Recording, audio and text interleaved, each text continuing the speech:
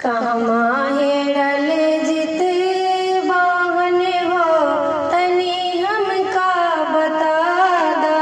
कहमा हेरल जित बावन हो तनी हमका बता दा। हम त पड़ब तोरे पैया हो तनी हमका बता दा। कहमा हेरल जित बावन हो तनी हमका बता दा।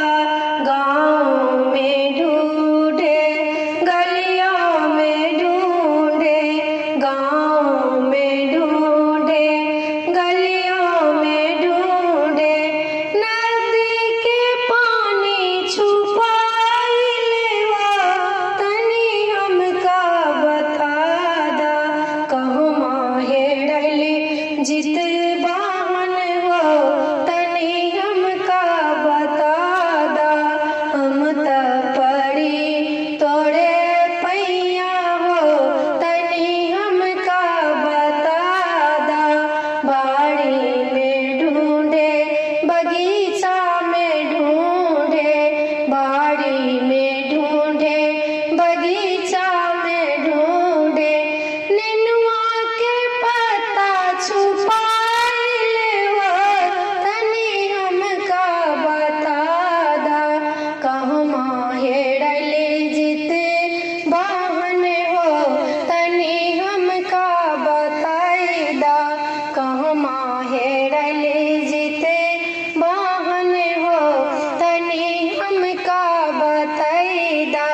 डाली में ढूंढे सुपारी में ढूंढे, डाली में ढूंढे सुपारी में ढूंढे, जितिया में जाई के छुपाइले हो तनी हमका बताई दा।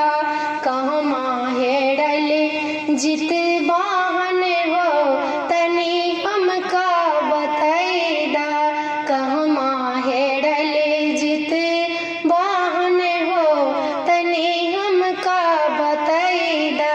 सासू में ढूंढे महतारी में ढूंढे, सासू में ढूंढे महतारी में ढूंढे, पुत्रों में जाके छुपाइले हो तनी हमका बताई दा।